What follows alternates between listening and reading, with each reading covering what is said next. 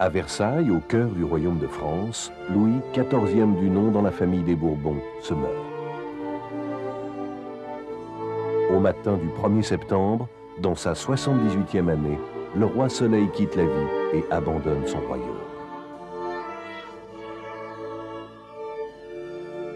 Le roi est mort. Pour l'heure, un enfant de 5 ans, Louis, son petit-fils, recueille l'héritage. Philippe d'Orléans doit assurer la régence, le pouvoir quitte Versailles pour Paris. 54 ans plus tôt. Mazarin, resté ministre depuis la disparition de Louis XIII, vient de mourir. Un jeune roi de 23 ans décide d'occuper toute la place due à son rang. Désormais, Louis XIV gouverne seul. Nous sommes encore au temps où de grandes familles se partagent des ensembles plus ou moins cohérents de peuples et de territoires qu'elles peuvent s'échanger au gré des successions ou des rapports de force. Nous sommes encore au temps où la guerre s'appuie sur la possession de places fortes, avec leur garnison retranchée dans un système de fortification bastionné. Impossible à une armée de s'aventurer en territoire ennemi sans les avoir réduites, sous peine d'être prise à revers et anéantie.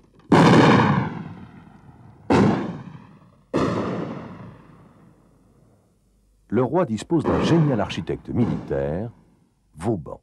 Celui-ci dirigera la construction de 33 places fortes et en aménagera quelques 300 autres.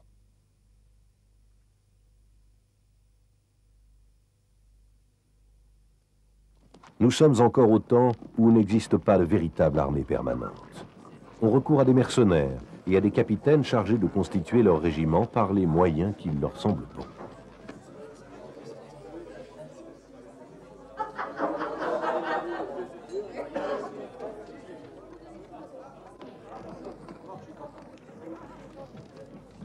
Les armées se déplacent sans service d'intendance. Elles prélèvent leur subsistance sur les campagnes. Le passage d'une armée, qu'elle soit celle de son roi ou celle de son ennemi, est une catastrophe pour le paysan. Le roi garde à son service Le Tellier, un homme de confiance de Mazarin. Avec son fils Louvois, celui-ci organise une armée nouvelle. Cette armée est nombreuse, plus de 70 000 hommes, elle est payée, disciplinée. Une milice royale est créée, recrutée par tirage au sort parmi la population.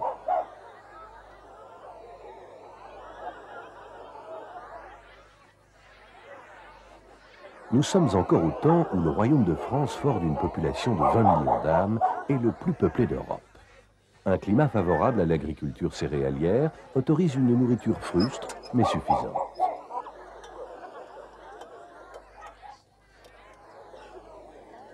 Cependant, le retour des mauvaises récoltes jette régulièrement sur les routes vagabonds et mendiants.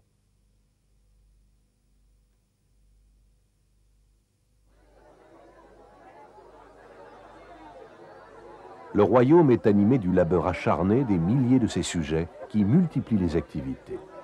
Agriculture, forge, tissage, petits commerces, échanges entre les régions sur les routes et canaux.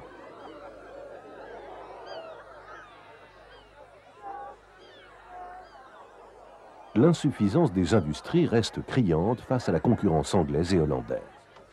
Louis XIV s'appuie sur Colbert et sur les intendants qu'il nomme en toute région pour développer manufactures et commerces. Le royaume est ainsi un des mieux gérés de l'Europe.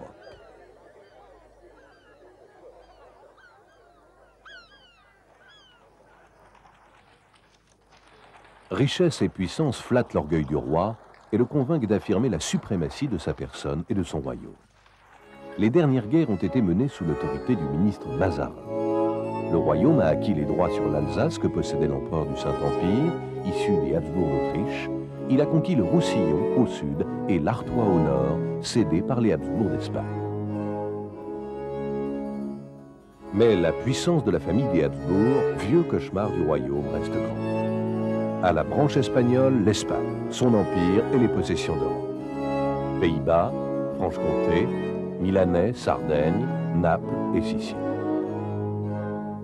À la branche autrichienne, l'Autriche, la Bohême, les confins de la Pologne, la Carniole, et le titre d'empereur du Saint-Empire que lui accordent les grands électeurs en majorité catholique d'Allemagne. Qu'un homme réunisse l'héritage des Habsbourg d'Espagne et d'Autriche, comme le fit Charles Quint, et l'Europe tout entière tremble. Les autres États européens sont regardés avec condescendance.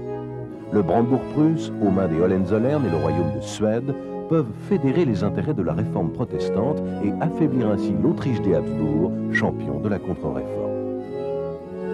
L'Angleterre et les Provinces-Unies dominent le grand commerce mondial.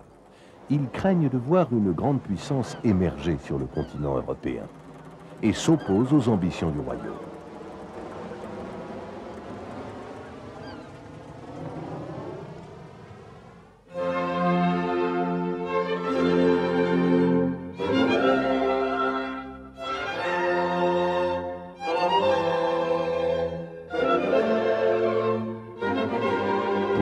Louis XIV, marié à l'infante d'Espagne Marie-Thérèse et débarrassé des subtilités diplomatiques du vieux Mazarin, peut agir.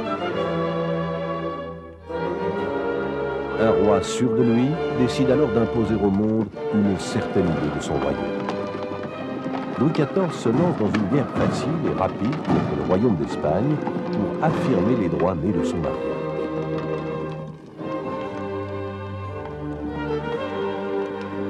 Il gagne une dizaine de villes de Flandre, dont Lille et Charleroi. Les Provinces-Unies, par leur puissance insolente aux frontières nord du royaume, apparaissent alors comme l'ennemi à abattre. Soit par un traité, soit par une bonne guerre, prêchez toujours la quadrature du pré, écrit le roi. Un instant envahi, la Hollande reçoit le soutien des Habsbourg d'Espagne, des Habsbourg d'Autriche, des Hohenzollern de Prusse. La guerre coûte aux Habsbourg d'Espagne les territoires que le roi visait pour consolider son précaré. Au nord, des villes de la Flandre arrachées aux Pays-Bas espagnols, Valenciennes, Cambrai, Maubeuge, à l'est la Franche-Comté.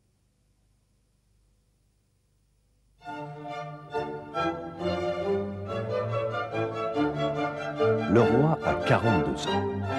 Le premier des rois, celui qui peut bien donner l'exemple aux autres et n'est pas astreint à suivre le leur s'il le veut, ordonne le monde depuis son palais de Versailles. Sa chambre, située dans l'axe du château, fait face au soleil levant. Le soleil au zénith franchit la galerie des glaces et accomplit sa course au-delà de l'horizon du Grand Canal. Il renaît chaque matin face à la chambre royale.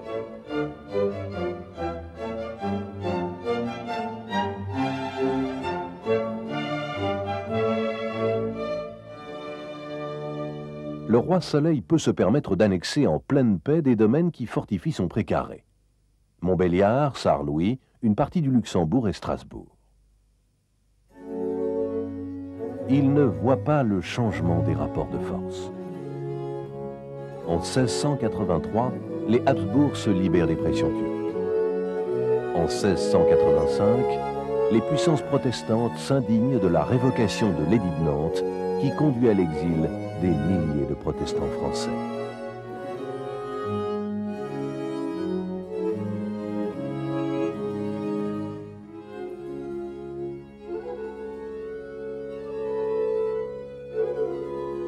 L'arrogance du roi ligue l'Europe entière contre lui en une guerre sans merci. Elle dure de 1686 à 1697. Lorsque les adversaires exsangues déposent les armes, après de terribles destructions, en particulier celles causées par les armées du royaume Palatinat, le roi a réussi à préserver les places fortes qui ferment ses frontières.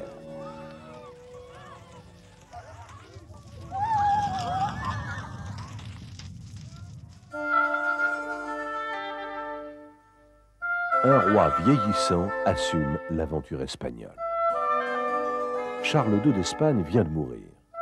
Sans héritier direct, il a choisi pour successeur Philippe, duc d'Anjou, petit-fils de Louis XIV et de Marie-Thérèse.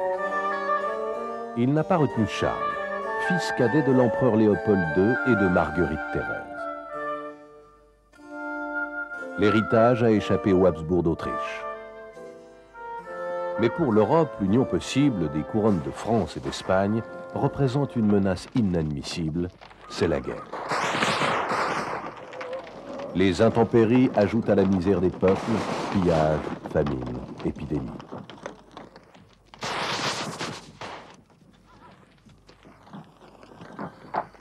La mort de l'empereur du Saint-Empire, Léopold Ier, puis celle de son fils aîné, Joseph Ier, font de Charles le prétendant au trône d'Espagne, l'héritier des Habsbourg d'Autriche et le nouvel empereur. L'Europe ne souhaite pas plus la réunion des couronnes autrichiennes et espagnoles que celle des couronnes françaises et espagnoles. Il faut trouver un compromis. Il est négocié à Utrecht d'abord, puis à Rastatt.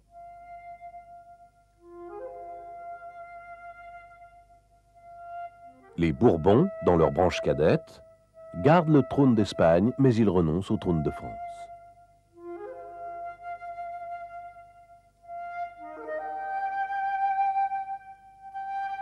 Les Habsbourg d'Autriche renoncent au trône d'Espagne. Ils reçoivent en compensation les territoires que la couronne espagnole possédait dans le reste de l'Europe.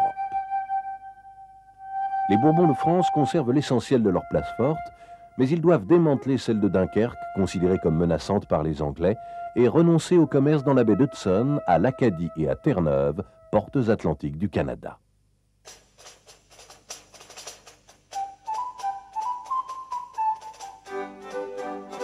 Le roi est mort, une paix fragile règne sur l'Europe. Le royaume affaibli devient spectateur d'un tourbillon de fêtes qui marque les débuts de la Régence. Le royaume respire. Les nuages s'accumulent pourtant à l'horizon et les nouveaux conflits sont déjà là.